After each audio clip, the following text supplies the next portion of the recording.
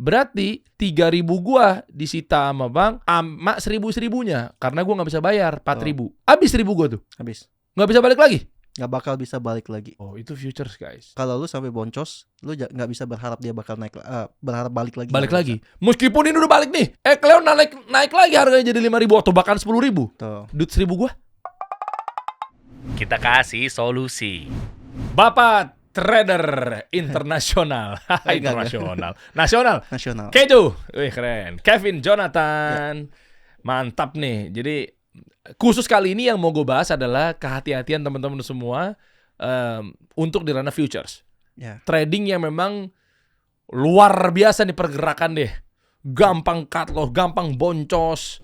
Ya kan? Habis semua. Greedy, tamak. Nah, ini belum kebahas kemarin. Mungkin belakangan ini lo nyadar ya, kenapa sih Zeri ini kok kripto apa segala macam ya. Yang pertama gue lihat Indonesia itu udah nggak alergi yang namanya blockchain. Pemerintah kita tuh udah mulai pelajarin dan lain sebagainya. Makanya gue mengisi ruang ini untuk mengedukasi para brand owner. Soalnya audiens gue dari awal kan UMKM bro. Oke. Nah untuk mengatasi mitigasi preventif terkait adanya inflasi apa segala macamnya, gue ngasih wadah, gue ngasih alternatif. Dan sekarang bahkan udah berizin OJK dan Bapepti juga kan? Ya, apalagi futures juga udah diizinin di Indonesia juga. Wah, gue denger kata futures nih kayak, ya gue mungkin bukan kayak kalian ya praktisi yang kayak gitu-gitu ya. Cuma kayak mindset gue khawatir judi gitu gak sih bro? Betul, gue juga khawatir kok. Kan makanya kayaknya gue pingin meluruskan. Wah, diluruskan oleh orang yang punya aset berapa sekarang aset lah? Ya lumayan lah, bisa pensiunkan kedua orang tua gue sama kuliahin adik gue. Gak mau, gue mau bahasa yang diplomatis bro. Ini untuk gini bro, untuk motivasi dan untuk kehati-hatian. Dengan lo nyebut segitu, berarti kan lo udah ngelewati fase-fase lo drop nggak jelas, nggak karu-karuan kan?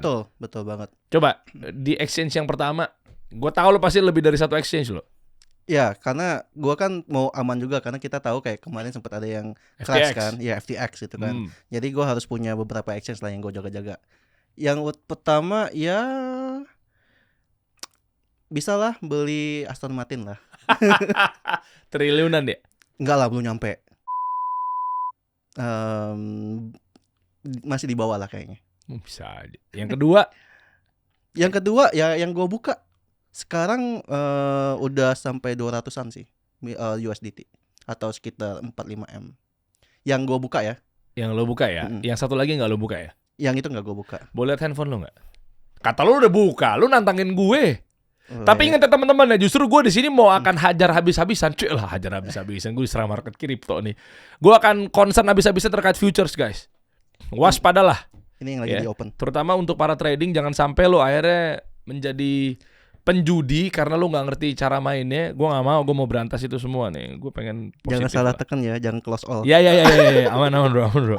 Meskipun gue juga bukan kayak lo pada, gue nggak paham betul lah begini gue nggak tahu. Tapi gue sedikit banyak mempelajari lah bro. Lu koin lo bentar. Gue cek koin lo ya, yang lagi open ya. Ya nanti lo edukasi bro ya. Yang lagi open di juga. Aset lo yang 4 miliar ini rupiah. Total 200.000 USDT. Sekarang 270. Pertama kali lu masukin di sini depositnya 2.000. Historicalnya ada 2.000 USDT. Ya. Atau sekitar 30 juta. Dari 2.000 USDT. Rupiahnya berarti 30 juta. 30 jutaan. Iya kan? Karena 16 ribuan ya dolar. Ya, 16,5. Iya. Dari biar gampang hitungnya dari rupiah deh. Dari 30 juta ke kalau sekarang in total bisa 7-8M kayaknya. Kan aku kan tarik 200.000 kemarin untuk beli Porsche. Terus turun jadi 50.000.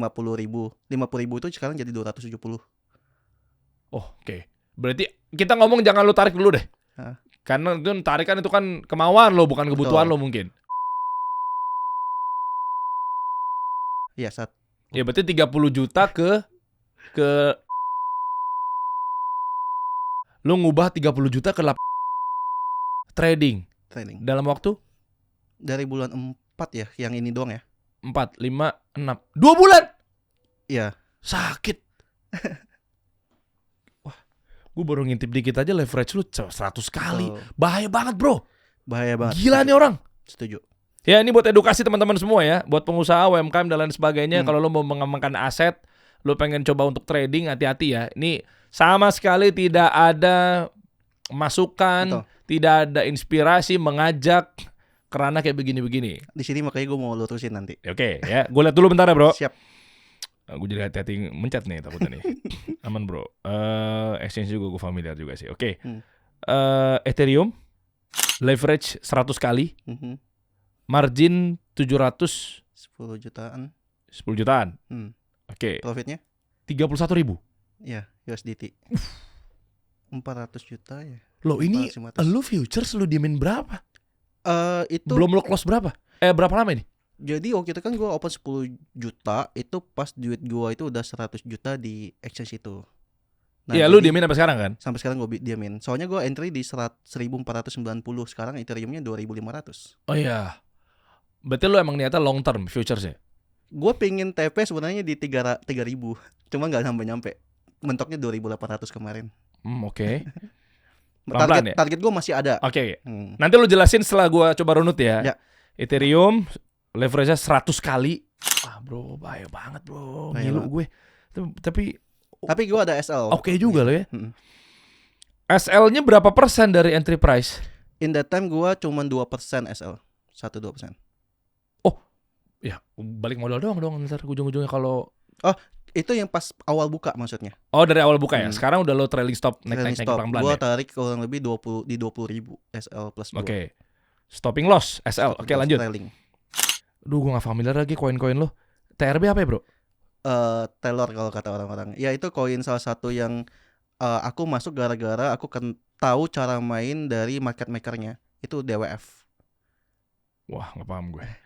20 kali leverage-nya. Kenapa kecil yang ini? Gak yakin? Gak yakin. Cuman aku pola dari mainnya dia itu aku suka karena dia tiba-tiba hajar naik gede gitu kan. Jadi ya kalau modal kecil, kalau naik profitnya gede kan juga lumayan kan berasa. Tapi margin lu gede di sini karena biar nggak goyang ya. Ya. Bagus nih orang nih. Gua hanya ngamat-ngamatin aja nih kalian. Kalian kan berpraktisi. Jadi kalau ada omongan gue yang salah tolong dikoreksi bro ya. Sure, aman. Kan gue bukan kayak lu pada lah. Tapi kan sebagai pengamat ekonomi mikro sama makro kan kita harus tahu bro. Tipis-tipis. Sengaja dikasih yang koinnya yang Ethereum meskipun sekarang juga agak babak belur ya Ethereum ya. Betul. Mungkin foundernya lagi sibuk pacaran. Tapi aku masih percaya sih, at least dia ke 3.200 Oke. Secara long term ya.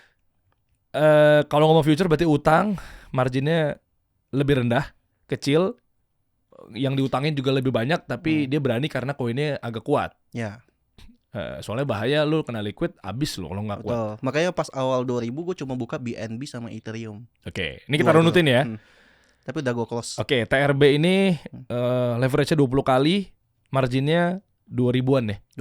2000-an ya, masih agak lebih tebal karena khawatir keserang badai. Mudah sekali untuk liquid atau mungkin apa bahasa lu apa sih selain liquid? Margin call. Bitcoin. Itu gue buka public loh di Instagram gue dan di Twitter, Telegram. Gue pikir tadi gue baru mau nanya nih ada yang disensor kan nih kata-kata gue nih, nggak usah ya. Aman. Buat edukasi. Ini dia buat pelajaran teman-teman ya. Lu jangan lu copy mentah-mentah nih. Bitcoin leverage-nya 100 kali meskipun agak deg-degan, tapi karena bagi yang udah percaya sama Bitcoin ya harusnya sih kenapa ya nggak kaget lah. Gue Ethereum doang tadi gue kaget lu 100 kali. Kalau Bitcoin mungkin gue agak kaget tapi nggak kaget banget. Betul. Karena kokoh nih si ibu para koin nih. Margin lu juga gede banget. Kenapa marginnya digedein? Kan lu katanya all in. Gue nggak ada. Lu nggak all in Bitcoin ya? Gue nggak. Ya tahu edukasi Bitcoin tuh sekokoh itulah. Kenapa lu gedein marginnya? Karena pertama Bitcoin itu spreadnya kalau gerak kecil. Dia low vol, dia nggak kenceng kan, kayak nggak sampai langsung 5% 10% dalam waktu sejam 2 jam, nggak kayak altcoin. Jadi berat dia. Tank dia kalau di Mobile Legends dia. Tank. Nah terus waktu itu gue ambil sangat di bawah ketika perang yang pas 100.000 itu. Bitcoin turun sampai 98, 98, iya. Tapi kan ternyata Israel nyerang pertama ya? Betul. Ke Iran ya? Bukan. Iran duluan ya? Iran yang pertama kalinya ya? Tapi yang paling derasnya itu ketika US yang serang. US yang nyerang dulu, US nyerang pelabuhan Iran yang ada di Qatar. Betul. Nah, itu kan turun sampai 98. Itu mana turun, Bro? Oh, lu Turun. nyarok di bawah. Mau nyarok bawah. Gitu. Oh. Dan di mana waktu itu kan secara daily-nya tuh masih bagus bro supportnya. Jadi pas dia closing di daily supportnya masih kenceng, itu langsung gue open tuh. Makanya gue pede banget. Lu open langsung 100 leverage ya? Ya, marginnya juga gede kan. Oh iya sih. Oh langsung ya? Nggak lu runut deh? Enggak gue cicil, enggak gue average down, tapi gue langsung hajar di 10.000. Karena gue udah hitung, gue ambil cut loss-nya paling cuma di 2%. Jadi kalau gue cut loss 20.000 lah. 20.000 lah cut loss, enteng banget lisannya. Ada kan yang historicalnya juga. Nah, nanti gue lihat Ah. portal lu dikit ya. Mm. Lu segitunya. Hype, leverage 20 kali, margin 5.000. Tapi kan kecil kan kalinya kan. Kalinya kecil. 5, ya oke. Soalnya dia volatile. Sekali naik kenceng, sekali turun juga kenceng. Ya, tipe-tipenya tipe koinnya kayak Solana deh. Betul. Ya betul, kayak Solana. Kayak gabruk-gabrukan tuh naik turun ya. Ya. GTO apa sih bro? GTO tuh koinnya under Solana. Jadi dia liquidity providernya Solana. Oke. Betul. Ya, gue ambil yang gue tahu aja lah secara fundamental. Oke. Marginnya 1.000. Ya. Agak nekat. 1.000 kan kecil kan? Oh iya sih. 1.000 Cuma kecil. iya maksudnya justru karena kecil bro. Gue ambil. Ya kalau ngutang tetap. Ya, tapi gue anggap itu uang jajan aja buat gue ambil. Oke. Solana leverage 50 kali, margin 6.000. Gila plus semua ini profitnya. Kagak ada yang merah bro. Dan lo long semua ya? Gue long, tapi gue ambil di retracement yang pas dia koreksi itu turun, itu gue ambil di sana-sana. Iya, cuma kan bahaya banget sih kalau lagi bearish gimana? Habis semua dong. Iya betul. Tapi kan gue ada SL, gue kan udah size-nya gue sesuaikan, SL-nya gue udah gue hitung. Oh, jadi stop loss-nya tuh tetap udah masuk karena profit ya? Betul. Udah di atas entry price ya? Betul. Sama gue kayak istilahnya kayak bisnis lah bro, kayak modal berapa, cut loss-nya di berapa kayak gitu loh kalau sampai jelek gitu kan. Oke. Sui 50 kali leverage-nya marginnya 1.800. Profitnya 25.000. Wah ngeri. Sui gila. Oke. Oh USDT ada juga lo ya? Enggak, itu yang gua udah TP lah. Oh ini yang udah lo enggak deh. Sorry. Solana. Oke. Mana nggak ada yang lu cut loss? Itu kan yang lagi open posisi bro. Oh iya, sorry, bentar. TRB ini lu minus nih bro. Minus betul. 1.500. Karena dia nggak naik bro. Yang lain naik dia nggak naik. Ya lepas aja. Ya gue mau lepas aja, cuman karena marketnya tiba-tiba pump semalam kan, tiba-tiba ada isu katanya si Powell bakal nurunin suku bunga. Oh diinvestigasi. Diganti sama Menteri Keuangan. Enggak, dia mau diinvestigasi bro katanya. Oke. Nah habis itu tiba-tiba market dari yang 106.000 tiba-tiba pump sampai 109.000. Itu tadi malam. Dan turun lagi tapi. Ya, cuman dia lebih tepatnya dari yang lain bergerak, dia nggak bergerak. Makanya ya gue lihat kan kalinya juga kecil, ini juga kecil, ya udahlah. Paling nanti gue kalau dia BEP gue buang lah. Ada kemungkinan, percaya banget. Itu kecil kan? Maksudnya itu bentar lagi BEP malah. Lah iya. Itu tadi 1.500, sekarang 1.400. Ya coba lihat persennya sama kalinya. Mana sih bro? Persennya PNL-nya minus 49. 49 kali 20. Kok kali 20? Oh kali 20 ya, leverage ya? Berarti kan gue cuma minus 2%. Oh iya bener. Iya. Iya. Oke. Total aset bro? Di paling bawah kanan coba lu klik. Mana sih? Menu bawah kanan. Ya. Oh iya deh. Sorry. 276.000. Tadi perasaan gue kasih 271. Iya bener. Tadi pas gue pindahin ke aset dia baru Iya. Kita ngobrol aja udah naik 5.000 nih. $5.000 berapa ya, Aldan?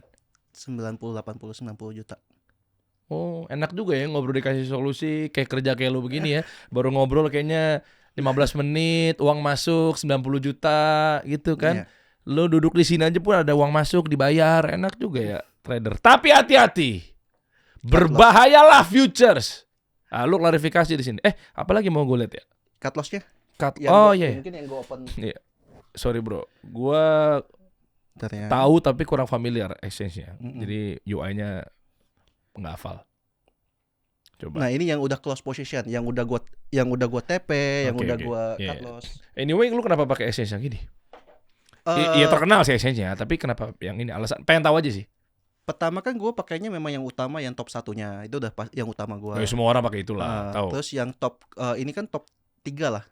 Nah cuman waktu itu karena eventnya lagi pas awal tahun tuh, gue diundang sama influencer lain juga diundang. Itu event gede lah di Bali. Jadi waktu itu gue ngerasa kayak ya udahlah nggak enak lah gue diundang, cuman disuruh post IG story gitu kan. Gue trading lah di sana, udah kayak gitu aja sih. Akhirnya lu pakai ini, tapi so far oke. Di luar dari lu endorse apa enggaknya ya, jujur-jujuran aja. Gue tetap lebih suka yang top satunya sih sebenarnya. Karena apanya? Potongannya, fee-nya, UI-nya. Secara di features itu kan ada percentage-nya tuh, margin ratio-nya. Itu rada aneh sih gue lihat, kayak ribuan persen gitu. Harusnya kan margin ratio-nya berapa persen? Kayak 10-20%. Intinya di features-nya tuh lebih enak kalau gue ngerasa di XS1 pertama. Mau lu sensor nggak barusan? Sensor aja. Sensor aja, disensor. Tadi lu denger bunyi sensor kan? Iya. Karena dia dari awal nggak pengen promosin banyak nyebutin nama exchange-nya. Lokal pun juga lu nggak mau sebutin. Nggak mau sebutin. Kalau gue sebutin semuanya gitu. Biar nggak dikira adil ya. Biar adil. Coba kita lihat cut loss. Wah. Bentar. Bentar ya. Gue coba screening bentar ya. Bentar aja, bentar. Cara gue baca agak unik soalnya, bro. Bentar. Lebih banyak profitnya, bro. Iya, dan yang lagi lebih besar profitnya lu ternyata. Dan floatingnya juga lebih besar banyak kan. Oh, ngerti gue. Jadi kalau memang yang memang paham di bidang kayak beginian, jalan berdasarkan ilmu, teknikal, banyak riset apa segala macamnya, meskipun ya news makro apa segala macam dipantau, ya kan geopolitik, cut loss iya, tapi dengan belajar yang benar, literasi yang benar yang cukup, begitu implementasikan ya cut loss-nya itu harusnya terukur dan lebih minor dibanding profitnya. Maka tadi kan gue coba screening bentar ya, profit lo lebih gede. 4.800, 500. Di sini cut loss 15.000 ya. 11.000 sama 1.000. Oke. Sisanya 43.000 profit. 41.000. Ya. 29.000 profit. 10.000 profitnya. 3.000. Ya. Dahsyat. Lebih banyak bro ya. Ini lo open gini gak apa-apa emang ya? Gak masalah, karena memang dari awal. Karena gini, gue tuh mungkin naik karena gue open foto ya.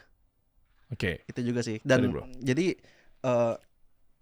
karena gue ngerasa bro, kayak di Indo tuh terlalu banyak yang bilang gue profit, gue cut loss, tapi kayak enggak juga gitu loh. Kadang enggak gitu loh. Cuma mereka pingin bikin sentimen aja, atau pingin narasi atau marketing aja gitu loh.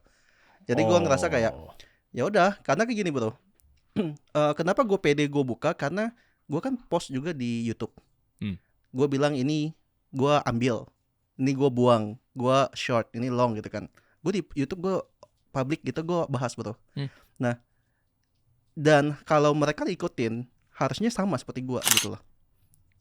Dan so far memang kebanyakan teman-teman yang ngikutin subscribers gue pada bilang ya mereka profit juga ngikutin dari yang di YouTube. Ngikutin maksudnya tuh ngikutin lu punya Discord Outlook, community atau? Dari Outlook-nya, dari mungkin community-nya juga. Jadi kayak ada webinar, kayak ada rutinitas bareng-bareng gitu? Kalau di YouTube tuh hampir tiap hari gue update market, live?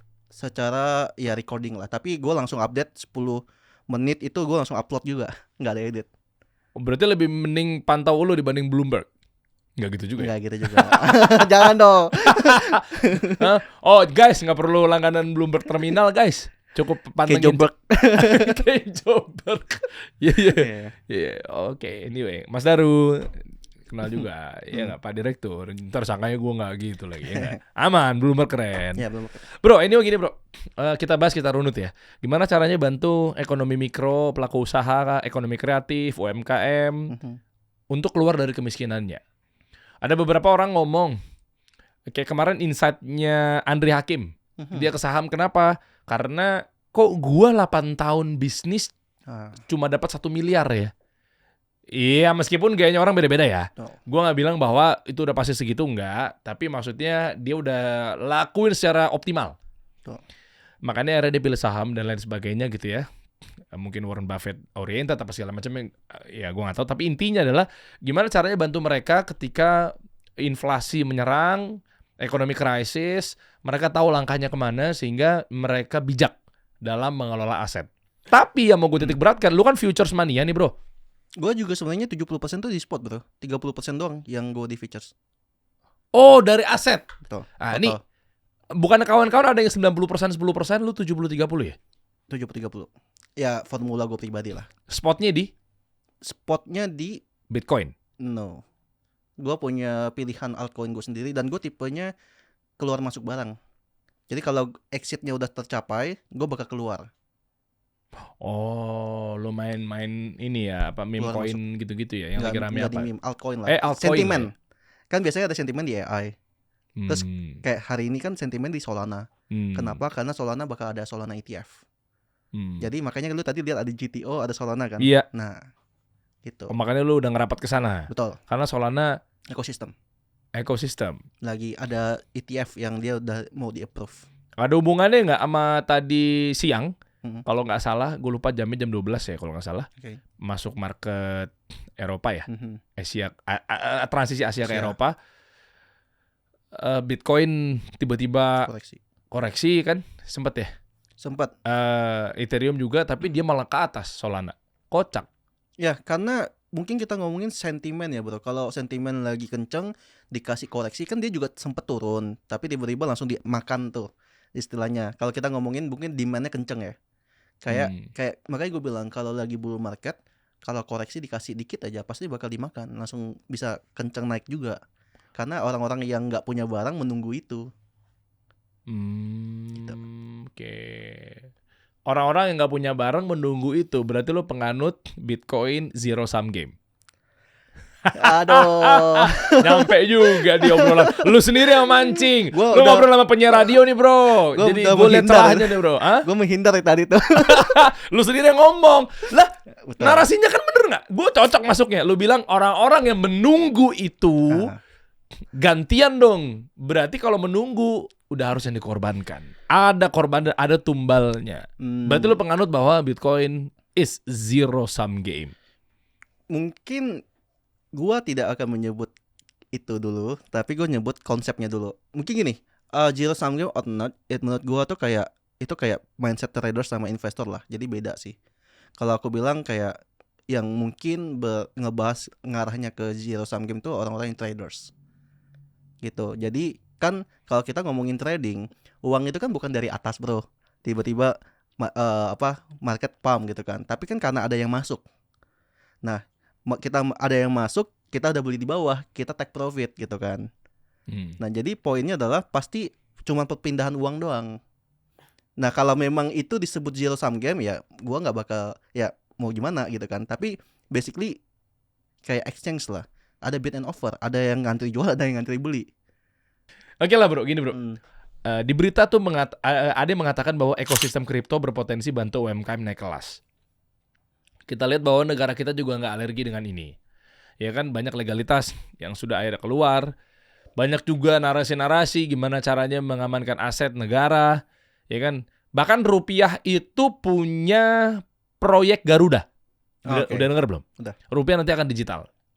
Keren. Kenapa lu tiba-tiba mukanya skeptis bro?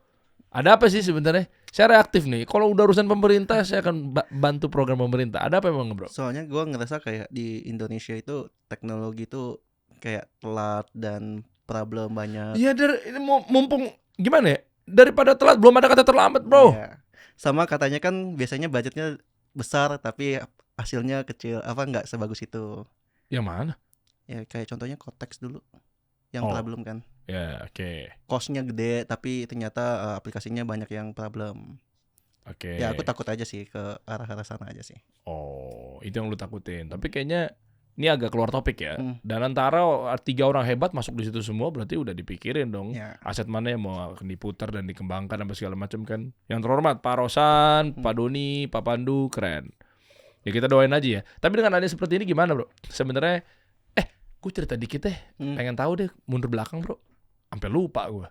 Background lu tuh sebelum jadi trader gimana bro? Gue basicnya programmer. Jadi gue kuliah dulu jadi programmer. Gue kerja di banyak startup lah. Di beberapa startup. And then gue pernah menang lomba juga di Microsoft Hackathon. Itu juara 1 dan menang prize poolnya lumayan gede juga itu waktu gue kuliah. Oke. Itu $175,000 US. Oke. Terus? Dan itu dari situ tuh yang bikin mungkin karir gue secara teknologi tinggi naik. Oke.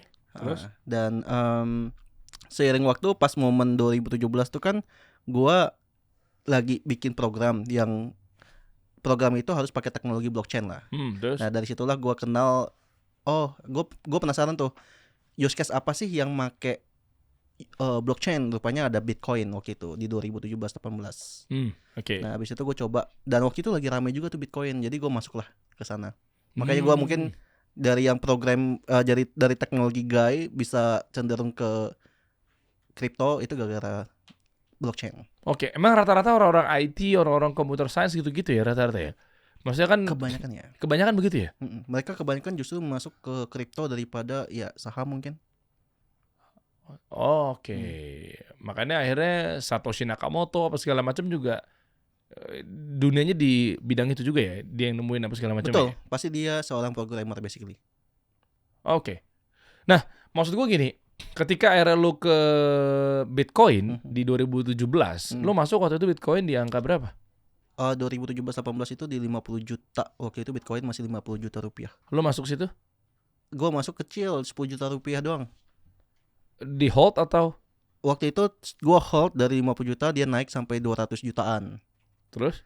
Gue masukin tuh 20 juta lagi. Kan waktu itu jadinya nominal gue jadi 60-70 juta lah. Oke. Pas gue udah masuk ke sana naik 300 juta, wah happy gue. Terus itu cuma seminggu doang, belum, gak lama. Ya tiba-tiba banting sampai 70 juta turun harganya. Jadi foto gue tuh minus 50%-an. Itu pas apa turunnya? Halving itu? I'm not sure waktu itu. Gue gak terlalu paham dengan makro juga waktu itu. Kayaknya gara-gara masalah China juga deh waktu itu.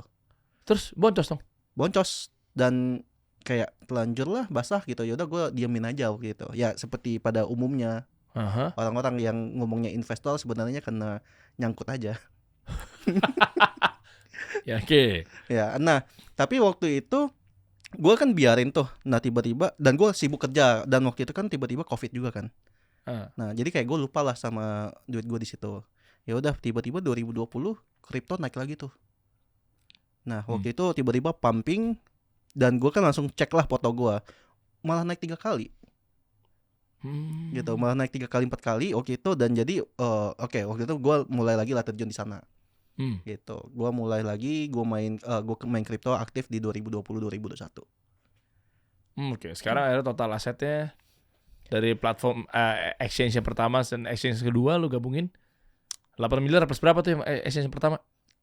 Pertama di atas lah, di atas dari yang sekarang lah. 10, 20, lebih, 50, kurang lebih lah.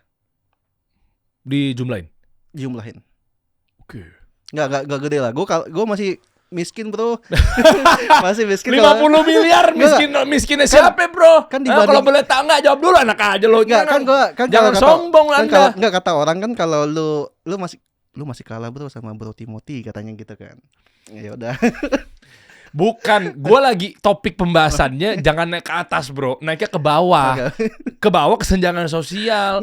Ke atas mah ya nggak ada habisnya satu, dan masih kalah. Kita lagi bahas ke bawah bro. Berapa banyak orang-orang yang sekarang udah masih miskin dan dia nggak bisa makan. Gue setuju itu. Itu bro. Nggak, soalnya netizen itu kan nyerangnya by financial to financial kan. Itu udah dibahas. Itu udah dibahas sama Om Deddy Kobuzer. Lu buka aja monolognya beliau, keren. Yang terkait LHKPN ya. Betul, itu dia. Itu lu tonton aja tuh. Tonton tuh partner gue tuh, Om Deddy Kobuzer, untuk penjelasan. Ih bagus banget nih. Kalau gue jelasin jangan udah drop. Lu denger penjelasan Om Deddy aja. Bagus banget terkait kenapa lu bandinginnya sama biar dibenturinnya orang si A sama si B. Bukan ke diri lu, bukan A dengan lu, B dengan lu, tapi si A sama si B. Nah, gue ikut-ikutin itu sih sebenarnya. Iya kan? Bandingin. Iya. Tapi berarti dari aset yang kayak begitu, lu udah tarik berapa kali? Justru kalau gue pribadi, cara mainnya gimana sih bro? Gue kayak dikit profit tarik, beli ini beli itu, gimana sih? Enggak, gue tuh sebenarnya juga bukan tipe orang yang beli bro. Cuman jadi kalau ngomongin di dunia nyata, gue ngambil yang secukupnya aja. I mean di dunia nyata kan berarti kan di real life. Ya. Jadi foto itu kan menurut gue juga masih floating lah di platform gitu kan. Jadi mau ngomong berapapun itu di di dunia nyatanya, ya gue cuman seperlunya gue aja. Gue nggak ambil semuanya. gue literally gue taruh lah di situ. Tahu karena gue kan invest kan juga beberapa 70%-nya. Oh, invest spot. Spotnya koin apa? Sebenarnya gue mau disclaimer dulu nih. Karena gue tipenya bisa sebulan tuh bisa ganti-ganti koin.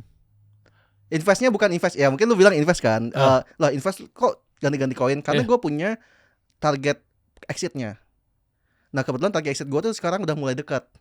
Iya itu angka. Nah contohnya misalnya nih, gue pegang SUI. Gue pegang SUI kan dari 2,1.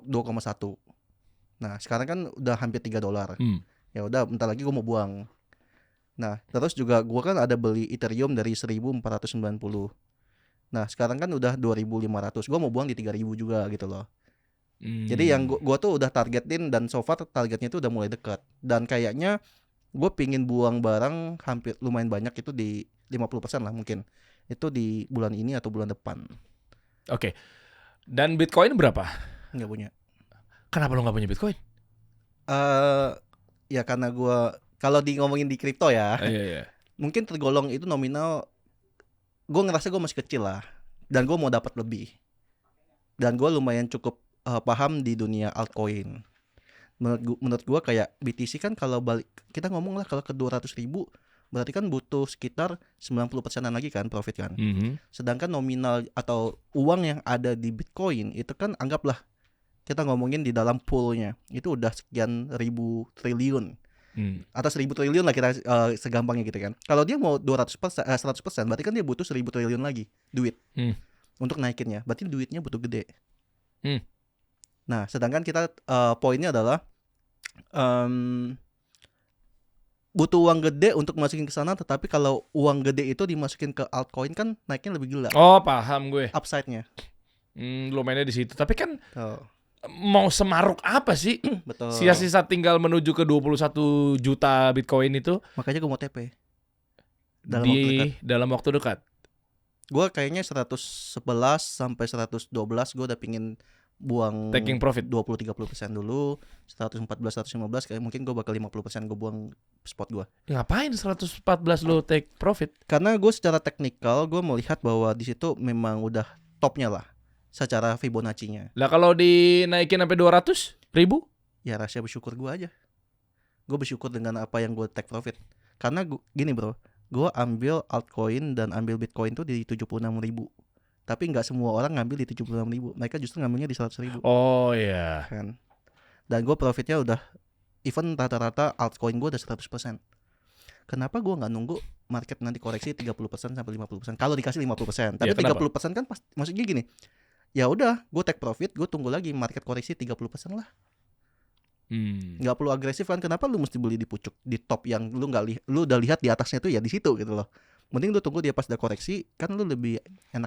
Tapi kan banyak pakar yang menyebut Sailor banyak pakar bilang gak bakal turun ke sana 30% gitu. Iya, terus juga dia bakal naik terus. Ada prediksinya ada yang 200.000 bilang ya.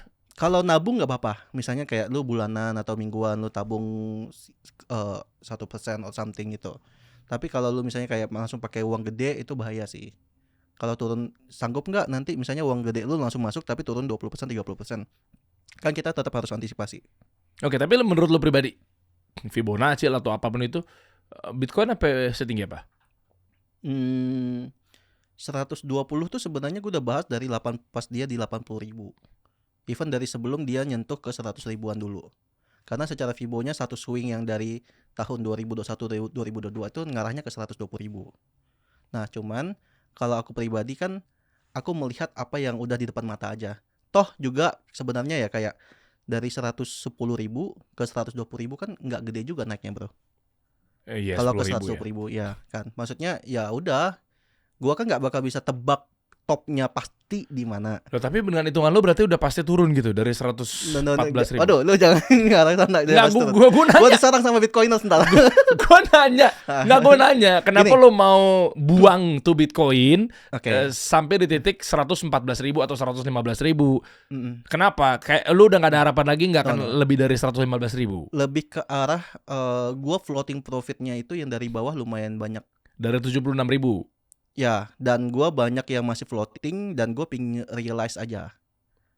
Realize karena gue takut, gue pingin ya menikmati cuannya juga. Bro, boleh tahu nggak hitungan ketakutan lu tuh gimana sih, bro? Nggak, ini buat orang awam aja ya. Lebih ke rasa bersyukur sih, bro, sebenarnya. Iya, itu kita sepakat lah di situ. Tapi maksud gua, hitungan takut kan siapa tahu lu punya rahasia hitungan. Jangan sampai tiba-tiba halving.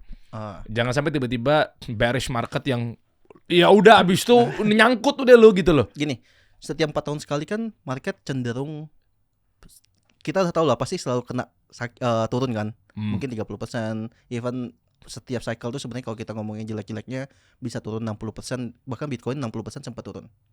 Nah, setiap cycle, setiap halving, after halving 4 tahun sekali pokoknya. 4 tahun sekali. Oke. Nah, sedangkan kita itu kan koreksi mungkin kita ngomongin 30% sudah lah terjadi lah di tarif kemarin. Ya. Dan itu gue ambil kesempatan itu buat ambil lagi bawah.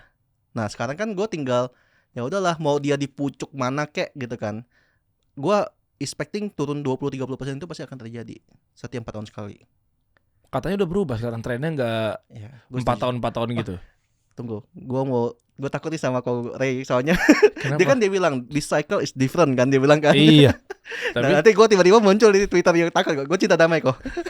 tiba-tiba muncul di Twitternya. Kayaknya udah pasti dibahas di tweet ya gaya-gaya Ya, dia ya. Mungkin lebih tepatnya balik lagi, aku nggak mencintai koin lah intinya. Aku mencintai cuan. Mungkin secara prinsip itu dulu yang harus di highlight. Oke. Ya, basically aku cinta cuan. Aku menghargai duit berapapun itu. I mean cuannya gitu kan. Oke. Nah, jadi ketika aku merasa bahwa profitku sudah cukup, growth-nya udah cukup besar, ya udah. Lu kerja mati-matian pun juga nggak bakal dapat seprofit sebesar itu growth-nya. Makanya gue mencoba untuk merealize ke profit real asset aja. Oke, berarti jadi berapa tuh lu akan cabut lah, exit lah. Begitu nanti di bulan keberapa, tahun berapa, abis itu lu dapat uang berapa dari sini. Meskipun nanti lupakan hal goib kan kita nggak tahu ya. Bahwa nanti tiba-tiba naik lagi ke 200.000, 300.000 dan seterusnya gitu kan. Intinya mungkin gue bakal buang, bukan total sih, mungkin kayak 50% at least di 120. 120.000. Tapi sebelum sampai 120 gue reduce pelan-pelan. Kayak mungkin 5%, 10%. Karena apa ada rahasianya? Karena kita nggak bakal bisa tahu pasti sampai ke sana atau enggak. Tahu-taunya tiba-tiba U-turn, putar balik duluan sebelum sampai 120.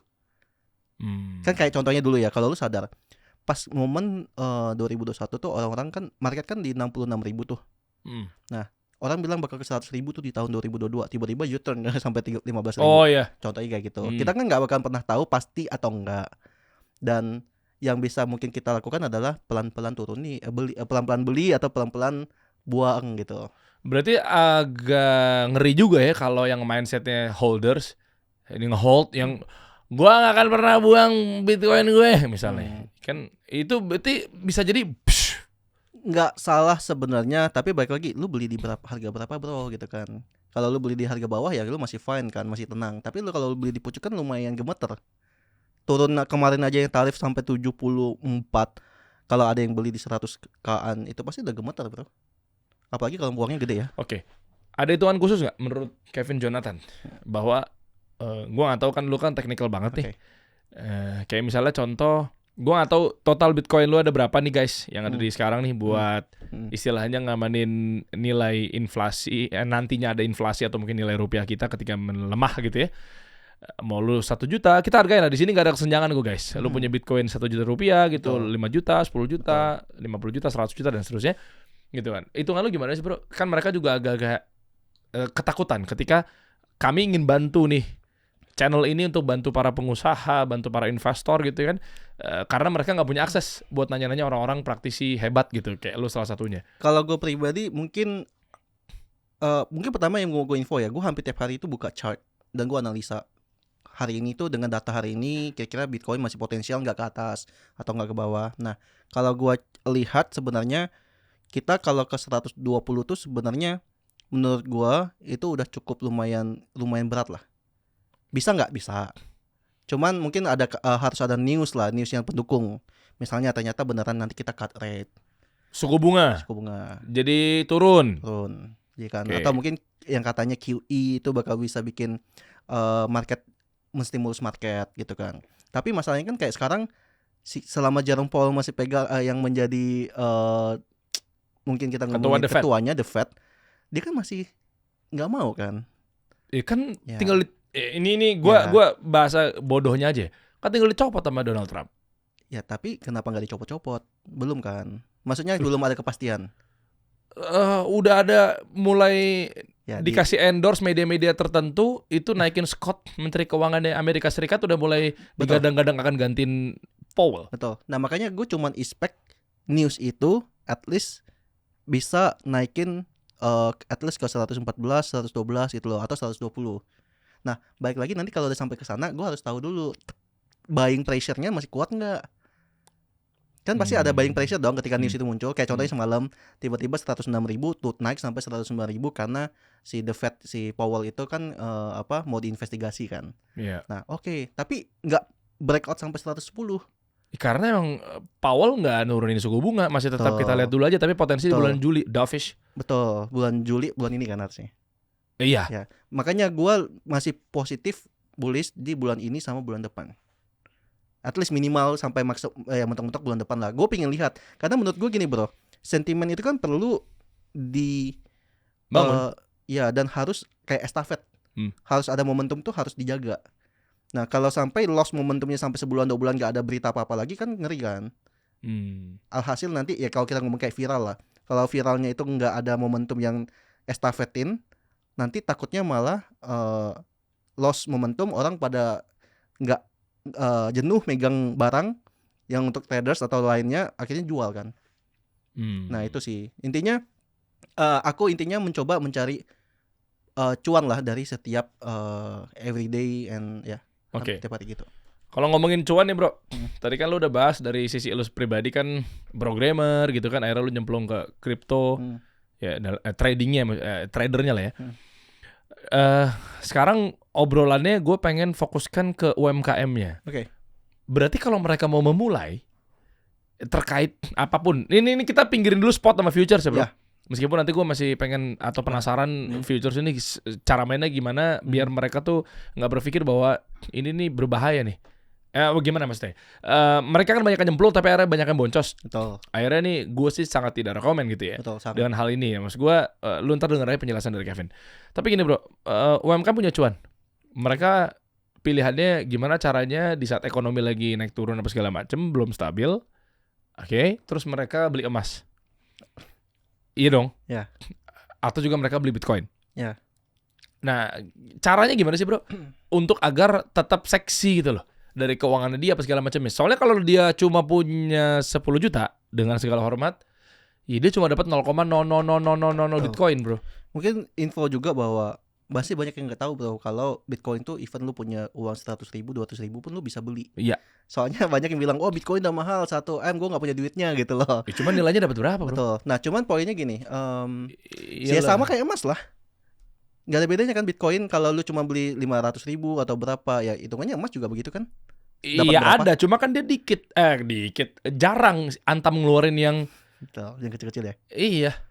Betul. Nah cuman poinnya adalah kalau gue pribadi ya, lu sebenarnya bisa menabung dengan cara ya beli di spot yang tadi lu bilang ya. Itu kan paling aman menurut gue untuk UMKM. Dan gue sangat-sangat sebenarnya nggak yang rekomend kalau di futures sih, karena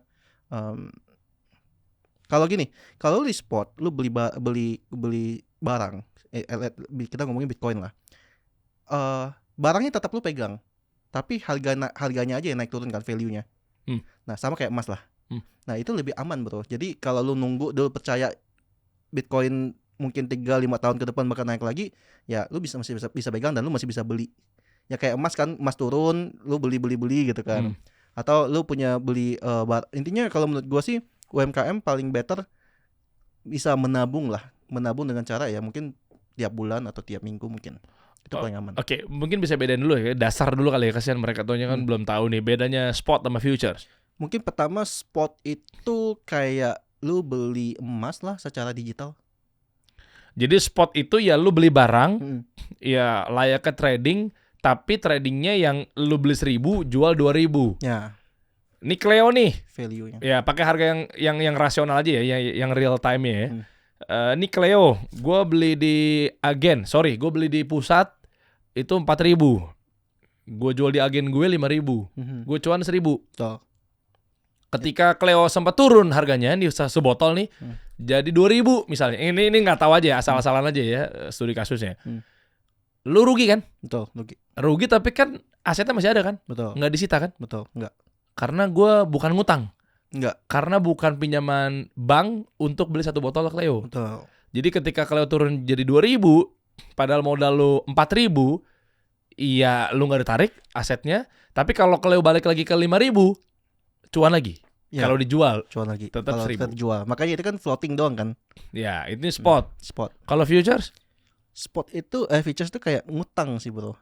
Jadi Oke. sebenarnya lumayan ya ketika lu gagal untuk membalikan uangnya ya, atau mungkin sampai lu rungkat ya, uang yang lu jaminan itu lu bakal diambil sama dia. Oke. Gue coba translate lagi pakai bahasa bayi ya. Betul.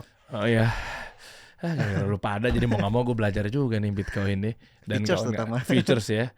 Gue beli Cleo 4.000. Modalnya 4.000. Gue sebagai agen Cleo. Harga pasarannya 5.000. Ya. Tapi modal gue nggak punya 4.000. Bener dong? Betul. Karena gue nggak punya 4.000 rupiah nih. Gue miskin. Gue cuma punya ada 1.000 rupiah. Tapi gue pengen dapetin satu Cleo untuk gue dagangin lampu merah. Nggak bisa dong, Der. Karena duit lu cuma 1.000. Ya. Modalnya 4.000 nih. Lu kalau beli 1.000 ya gimana? Iya kan gue mau ngambil cuan 5.000-nya. Iya kan modalnya 4.000 modal lu. Nggak ada duit, gue 1.000 doang. Ya udah gue utangin. Biar untuk dapat 4.000. Berarti gue ngutang 3.000. Modal gue cuma 1.000 kan. Gue ngutang 3.000 tambahan dari bank. Set. Ya. Jadi 4.000 modal gue. Tapi modal gue 4.000 dari gue 1.000, bank 3.000. Dapatlah satu botol Cleo. Betul. Pas mau gue jual ke lampu merah 5.000, gue sakit. Pas nggak tahu gimana, sakitlah sebulan. Nauzubillah. Tiba-tiba pas gue udah sehat, gue mau balik lagi harga Cleo 1.000. Lah turun nih Cleo, gimana nih? Terus kan boncos ya? Boncos. Gue punya utang. Nah, mindset atau orientasi utang, skema utang, kalau nggak bisa bayar disita. Betul. Berarti 3.000 gue disita sama bank, sama 1.000-1.000-nya karena gue nggak bisa bayar 4.000. Betul. Habis 1.000 gue tuh. Habis. Nggak bisa balik lagi. Nggak bakal bisa balik lagi.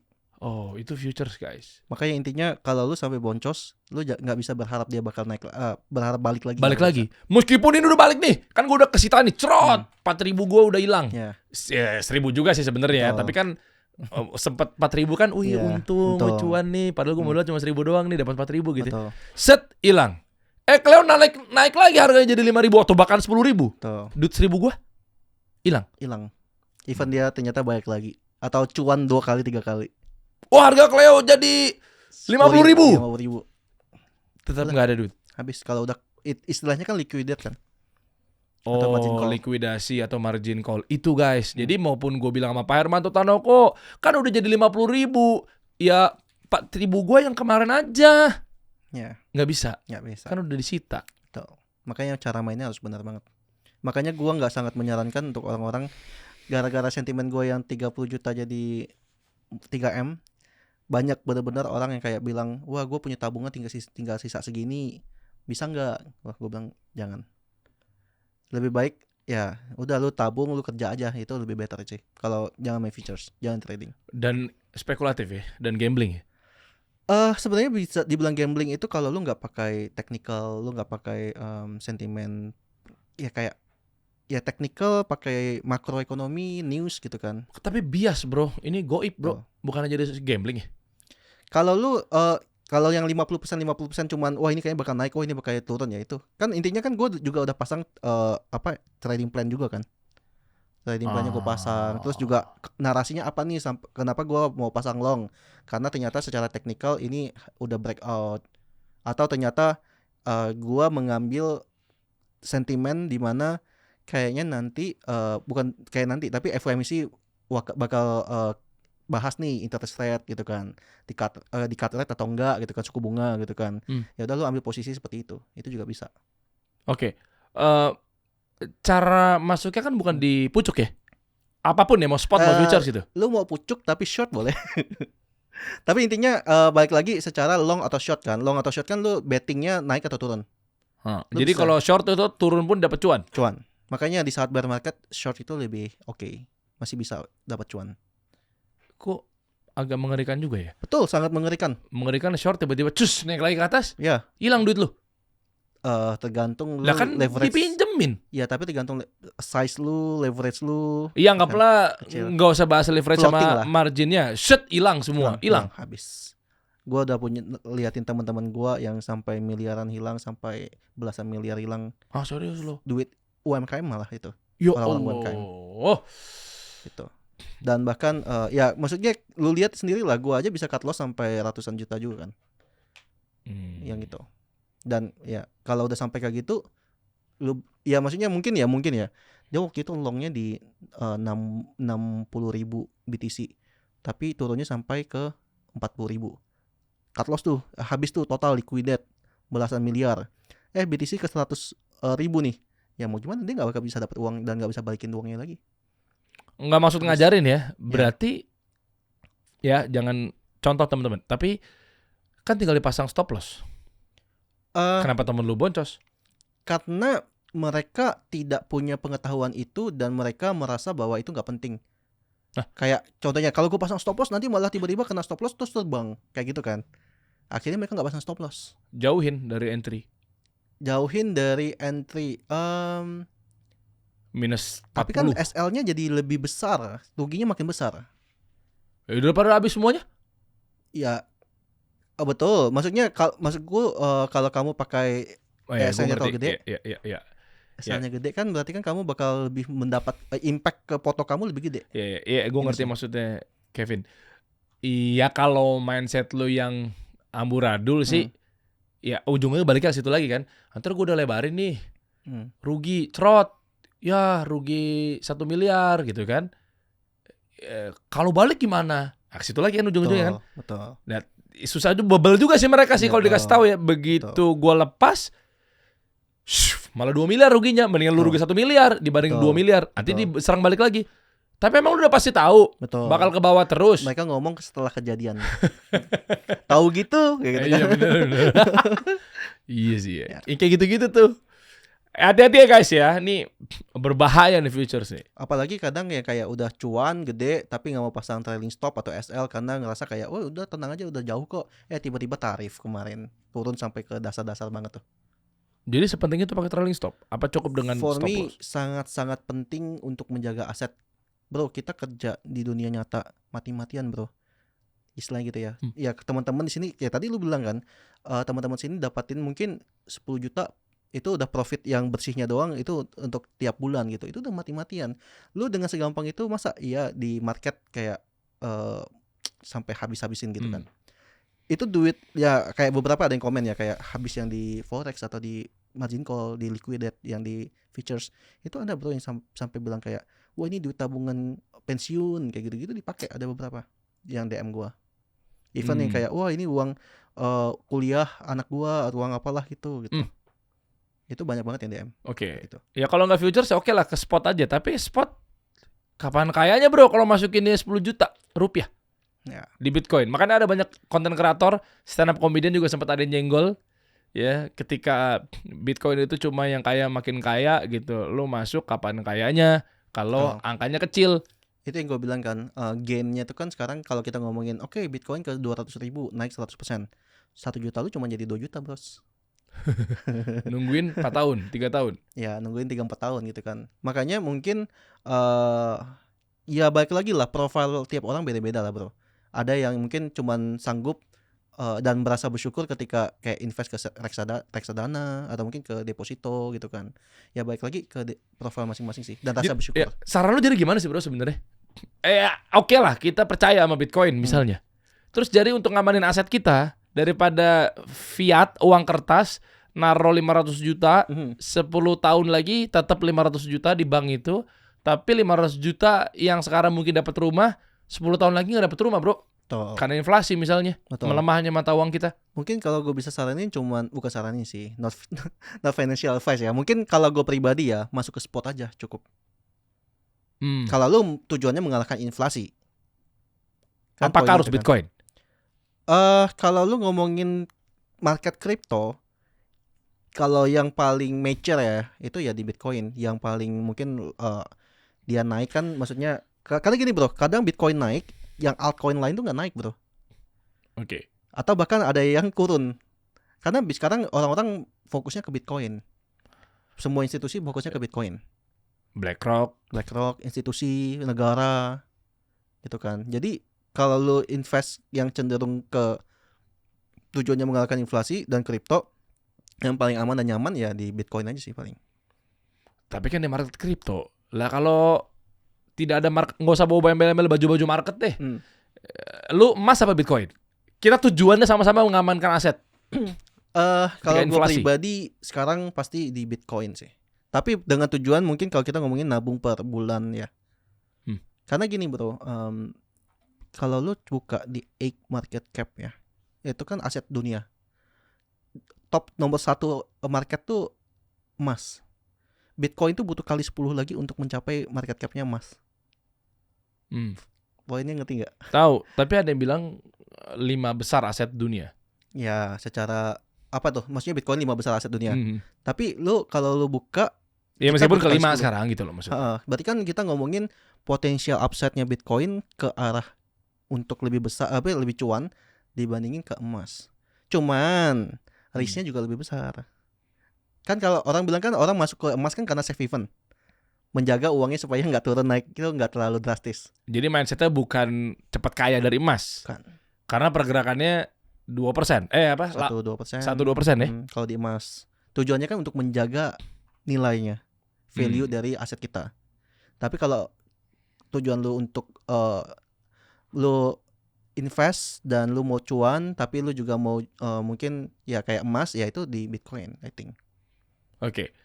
Negara kalau all in Bitcoin, lu Ya. saranin nggak? Nggak usah saranin deh. Menurut lu gimana? Kayak El Salvador misal. Kalau gue bilang karena dia negara kecil juga sih ya, jadi dia masih bisa, dan itu juga kayaknya nggak all in deh. Pasti ada sekian, maksudnya dia pasti mungkin spare berapa persen dari aset dia di negara tersebut sih. Bulan ini berarti Bitcoin menurut lu berapa? Ekspektasi at least at ATH sih mungkin ya, dengan narasi yang terjadi sekarang ya. All time high-nya? Kan kemarin kan mentok sampai 111. Belum sampai 112. Ya 112, 113. Bukan 110. 111 ya? 111 kemarin. Oh, oke. Nah, hampir 112. Dan itu yang tadi 44.000 profit gue itu gue buang di 111. Karena awalnya gue mau buang di 112. Cuman waktu itu udah sampai di mata gue udah sampai 111. Ya udah gue buang di situ. Tahu-taunya turun terus tuh sejak itu. Sejak gue take profit. Videonya ada lagi di IG gue bikin take profitnya. Jadi udah jadi apa aja tuh di 111 itu? Porsche. Gak usah sebut lagi, Porsche aja cukup. Lu jangan mancing gue. Porsche lah. Rumah. Liburan sama family lah kemarin. Ya. Lo yang bayarin semua? Keluargaku dan keluarga pacarku. Aku bayarin semua. Dikasih apa lo? Dikasih makan. Ya masa gak dikasih makan anak orang? Dikasih makan, dikasih belanja. Total yang lu gunain aset dari Bitcoin aja. Nggak usah bawa profit aja dari Bitcoin. Dari Bitcoin boleh, dari koin aja deh. Profitnya aja yang udah lu pakai berapa? Nih siapa tahu teman-teman bisa ngambil belajar dari sini. Lu kan pertama kali lu berapa sih? 30 juta ya? Oh, ya kan? Enggak, itu kan narasi yang modal 30 modal juta. Ya, mungkin total modal gua mungkin karena gua dulu kan pernah menang lomba lah ya. Jadi gua in total 100 lebih. Ya oke lah, 100 juta gitu kan. 100 jutaan. Nah, gua mau tahu dan apa alasan lu gitu ya, dari 100 juta itu modal untuk lu masuk di kripto. Terus yang udah lu take profitnya itu berapa? Kalau take enggak, biar gua keukur nih bro. Misalnya kayak ternyata traders aja cuma ngambil sekian dari asetnya. Kayak kemarin kan Timothy Ronald sama Kali Masada juga dia kayaknya ngikutin, gue nggak tahu sinyal-sinyal dari Michael Saylor ya kan, dia mindahin berapa triliun tuh ke 3 wallet yang berbeda yang nggak bisa dideteksi lagi, yang asing lah. Gue kurang paham. Terus tiba-tiba Timothy Ronald sisain 30%, ngambil 30% apa sisain 30% gitu. Gue lihat dari Crypto Wave tuh, itu media kripto nomor 1 di Indonesia menurut gue. Ya, beberapa menit langsung muncul. Keren tuh Crypto Wave, top, update. Ya kan nggak perlu gue langganan terminal kayaknya. Lah dia yang baca terminalnya bro. Betul. Hampir gue ngeluarin 400 juta buat langganan terminal tuh. Hampir gue. Anyway begitu nak. Maksud gue, lu udah ngambil berapa profitnya? Kalau gue ngambil mungkin 10%-an, kurang lebih 10, mentok-mentok 20 lah. Gue belum ngambil 30. Oke. Tapi masih semuanya sisanya masih di exchange. Nggak maksud ngomongin orang ya bro. Ini buat edukasinya aja kan. Karena ini titipan pertanyaan dari kawan-kawan juga sih sebenarnya. Kayak misalnya ngambil 30%. Gue lupa, koreksi kalau gue salah nih. Timothy ngambil 30%. Oke. Sisain apa ngambil? Okay. Gue lupa. Ya, Kalimasada 50%. Ngambilnya atau sisainnya gue lupa. Kayaknya ngambilnya deh. Kayaknya ngambil ya, koreksi. Komen di bawah ya guys ya kalau gue salah ya. Kalimasada 50% diamanin, diambil. Timothy 30% dari asetnya. Akhirnya muncul pertanyaan, katanya Timothy udah ninggalin Bitcoin lah, mana nih apa segala macam, bla bla bla bla. Tahu itu. Ya kan? Nah, dengan ngambil itu maksud tujuan apa ya? Katanya cuma kayak riset apalah. Nggak paham gue. Intinya gini, kalau gue kan memang dari awal tujuan gue bukan invest lah, ya di market kripto lah, itu cari cuan. Ya gue nggak mencintai kripto lah, jadi ya kayak gue pun juga nggak bakal yang kayak gimana banget ke Bitcoin. Mungkin kalau Bro Timothy kan dari kemarin kan ngomong Bitcoin terus lah. Gue invest seluruh aset gue all in bla bla. Nah mungkin kekecewaan dari teman-teman tuh, lo kok tiba-tiba lu buang gitu kan. Kalau aku pribadi kan balik lagi ke cuan, memang ya udah cari cuan. Tujuannya adalah biar dapat uang jajan dan bisa ya mungkin kalau memang ada uang lebih ya bonus buat beli apalah gitu kan di luar. Jadi memang tujuan gue ya udah 30% tuh memang buat take profit di real aset, di real life aja sih. 10% tadi? 10-20%. 10-20%? Berarti kalau 50 miliar lo udah ngambil 10 miliar? Ya gitu 5-10 miliar lah. 5-10 miliar. Lu jangan boltin dong. Sengaja gue boltin karena gue gak kecipratan, makanya gue angkat-angkat terus aja. Oke. Game-nya ke depan gimana bro? Game kripto? Iya.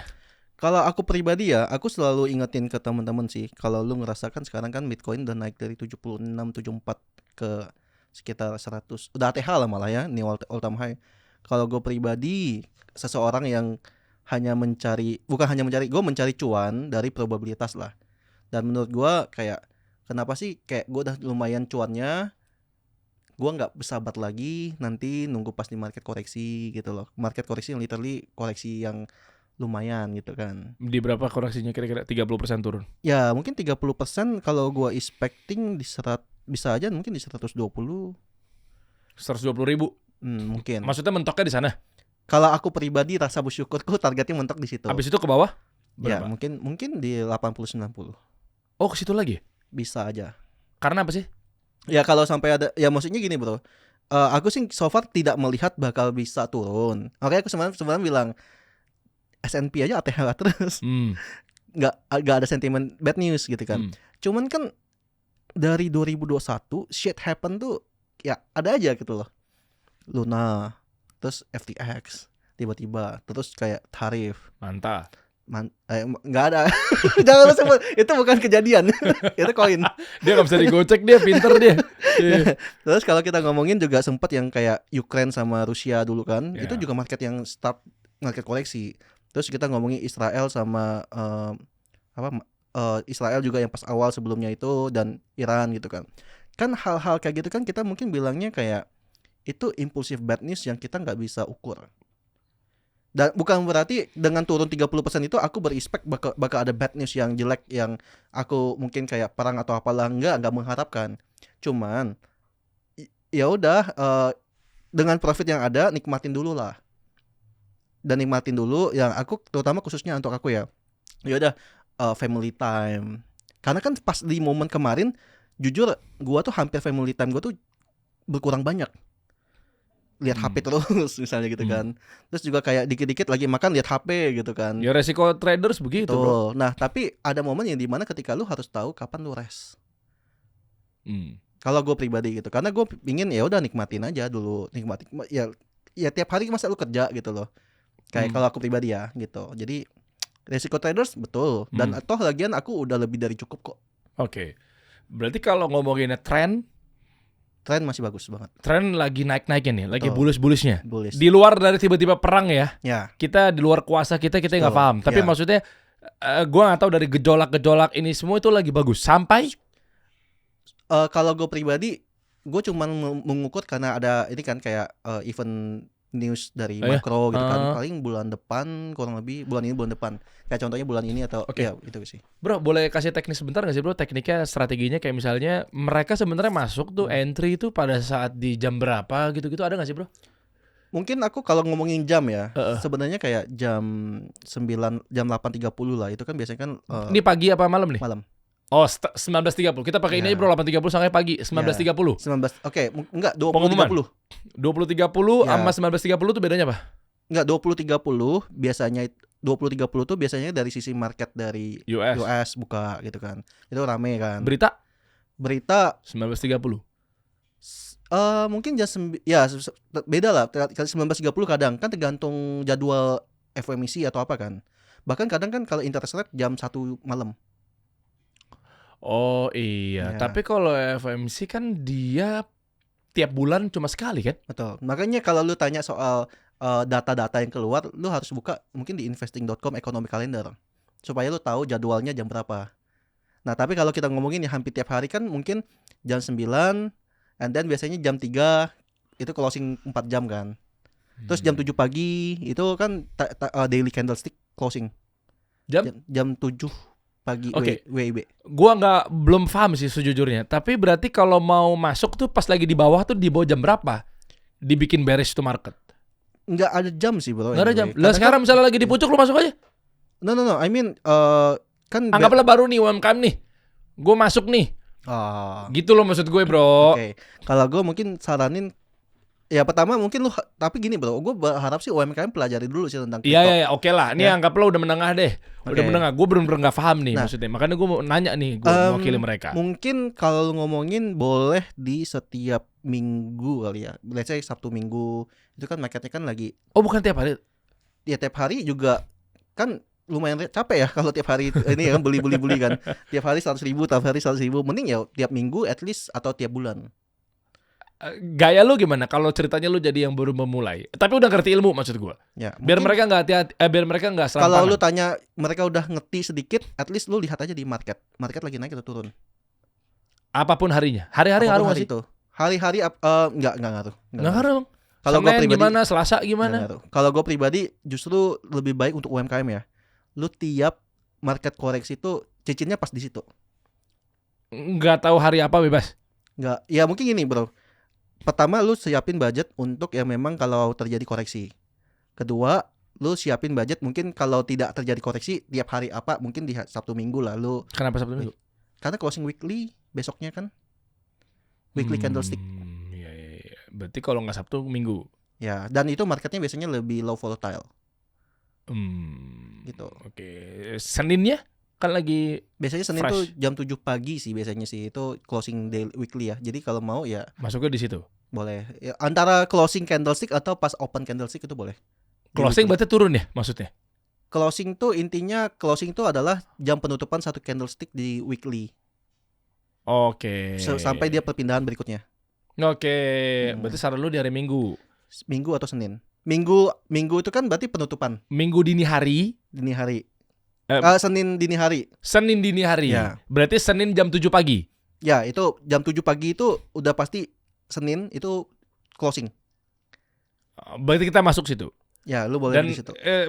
ketika market lagi di bawah. Itu better gitu sih kalau market di bawah. Lu pernah masuk pas lagi hijau di atas? Nggak. Oh. Kecuali kalau gue pakai time frame yang kecil banget ya buat trading. 1, 5. 5 menit sampai 15 menit.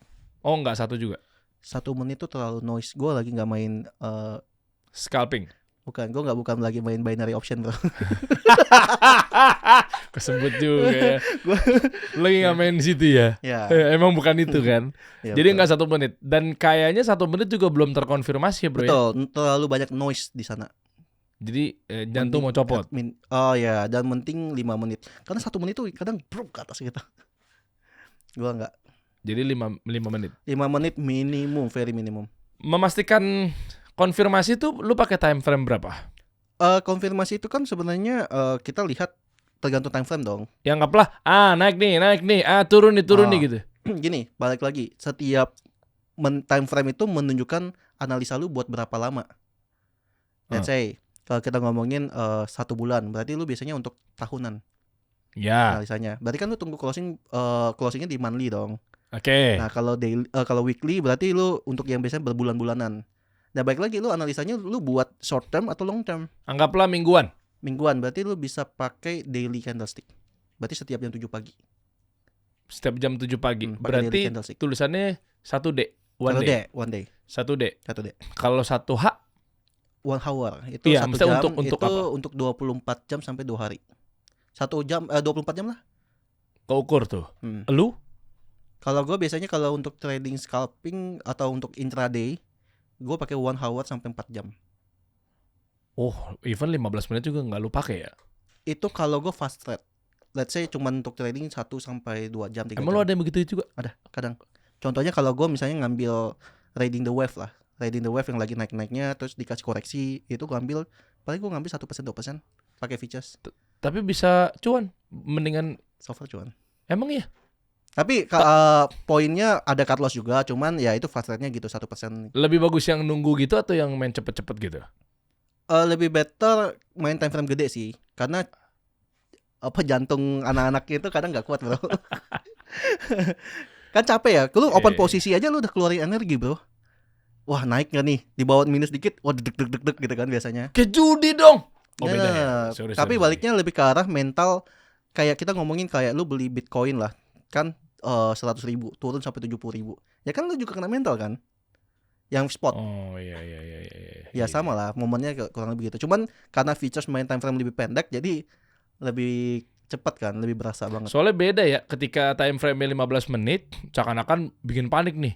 Udah rumah Betul. kayak rumah kebakaran gitu kan. Betul. Tapi pas begitu balikin ke 1 jam, aman-aman aja kayaknya gitu ya maksudnya. Betul. Dan sebenarnya kalau lu ngerasa sampai panik dan kena mental, sebenarnya size lu terlalu gede. Nggak paham gue. Gini, kalau lu main cuman modal uang makan doang tiap hari, berarti kita ngomongin lah 200.000 dari uang lu yang mungkin 100 juta. Itu kecil kan berarti kan. Berarti kalau itu di bawah turun berapapun, maksudnya di bawah turun ya selama masih di range uang makan lu masih fine dong. Mental lu beda. Kalau istilah orang modal kecil cuan, modal gede nggak cuan gitu kan. Atau mungkin modal gede tuh orang-orang kadang lebih berasa deg-degannya. Tapi taunya ketika lagi di time frame besar 1 jam misalnya, mungkin nggak kalau kelihatannya misalnya udah merah nih, contoh gimana ya? Duh, gue bukan traders lagi. Contoh gini nih, bahasa awam banget ya bro. Begitu dicek 15 menit, ini udah turun tuh. Tuh. Tapi begitu dibalikin ke 1 jam, time frame-nya, Tuh. itu dia sehat-sehat aja. Betul. Itu keputusannya apa? Keputusannya baik lagi dari awal lu investnya, lu buat trading itu time frame berapa? Contohnya, kalau lu tujuannya untuk spot, kan secara 1 jam mungkin ya, kita mungkin ngomongin 1 jam, wah turun banget tuh. Tapi secara daily tuh itu fine aja gitu loh. Itu dikit dong. Dikit doang. Itu ngebacanya gimana sih bro? 1 jam berarti 1 jam nanti akan datang? Nggak mungkin akan datang. No. Itu 1 jam berlalu. 1 jam berlalu. Dan 1 jam yang saat ini, yang lagi price action kan lagi bergeraknya gimana? Iya, lagi bergerak. Oh, berarti bisa jadi sebenarnya ini naik ke atas, tapi karena lu ke bawah, meskipun candle-nya udah memastikan terkonfirmasi 3, 4, 5 candle sampai bawah gitu, udah kayak udah merah banget gitu. Ternyata secara daily-nya support kuatnya di situ. Iya, dan banyak cerita kawan-kawan, ternyata dibiarin dari sampai malam, dia maksudnya gitu terus. Itu gara-gara apa sih, bro? Fake out gitu ya? Kadang apa ya? Ya kayak Tipu-tipu.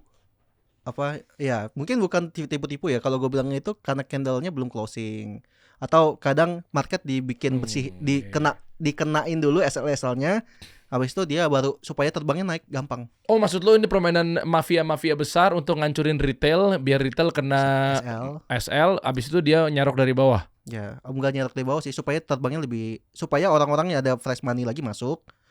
Itu kan pasti kalau turun fresh money masuk tuh.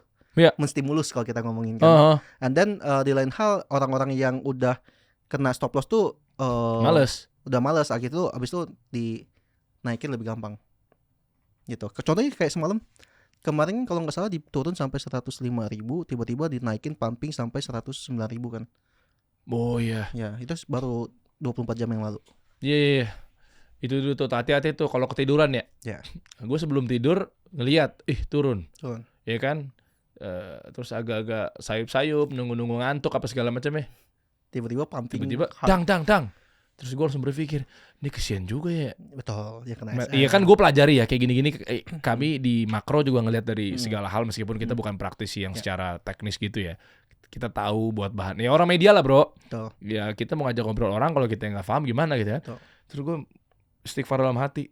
Ya Allah kesian banget ini ya. Yang Ketika kena liquid, kena SL. apa. Karena tiba-tiba langsung. Dan gue ngitung itu kalau nggak salah jam berapa ya? Jam 10 ya? Jam 10 malam. Iya kan? 10 malam gitu. Tiba-tiba naik ke atas. Gue mau flight tuh. Tiba-tiba, wah anjir. Gak apa-apa lah gue delay, yang penting gue profit gue bikin. Gue delay dari jam 3 sampai jam 10 malam. Wita. Gak apa-apa gue ikhlas. Yang penting profit gue lumayan. Iya kan. Naik ke atas tiba-tiba tuh. Itu jam-jam kalau udah ketiduran, lu pasang stop loss jam 9, dia pasangnya ke bawah, short ya istilahnya lu Short. ya. Pasang ke bawah, short, bangun-bangun. Banyak kejadian. Bangun-bangun udah jam, gua tadi pagi OTW ke sini jam 10. Masih hijau bro, dari semalam jam 10.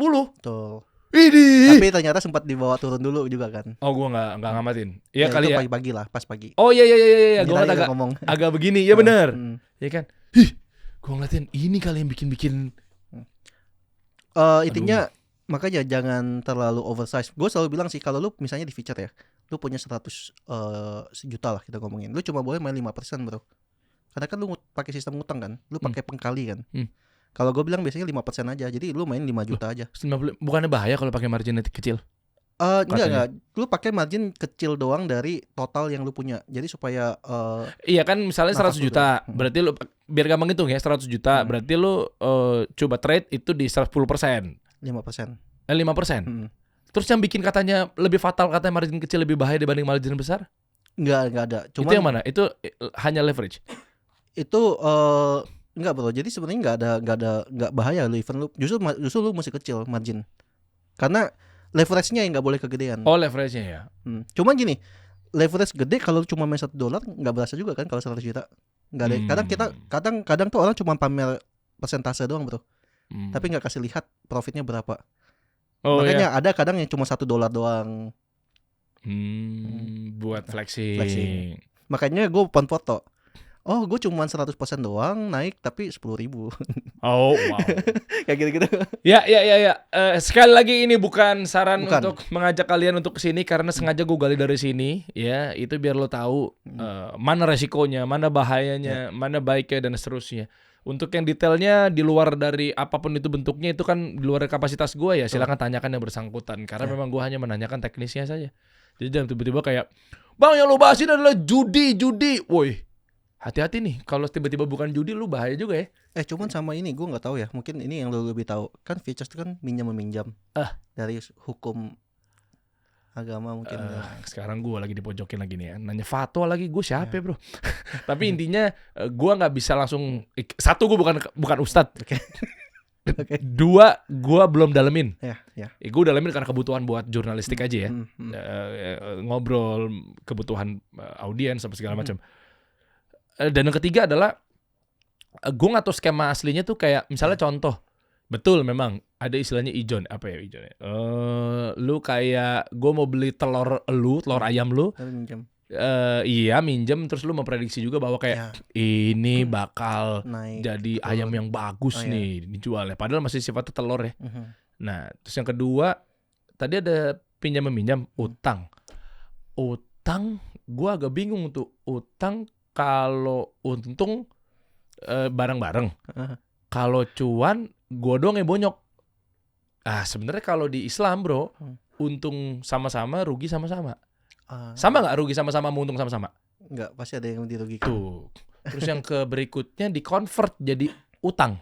Kan jadi utang kan, tetap kan? Utang. Sementara kalau investasi nggak bisa di-convert jadi utang. Contoh. Lu jadi investor gua nih, diriin kasih solusi. Berapa dia modal lu? 10 miliar. Oke, lu bayar 10 miliar. Qadarul lu gagal nih kasih solusi. Tiba-tiba gua suruh balikin 10 miliar lu. Nah, kalau investasi nggak begitu, bro. Ya hilang ya hilang. Betul. Kalau tadi kan dirasa untung kita bareng-bareng nih happy. Betul. Tapi begitu ambles yang rugi siapa? Gua doang. Broker dapat duit nggak? Broker dapat duit. Kampret. Betul. Ya karena dia yang ngutangin kan. Betul, dia yang ngutangin.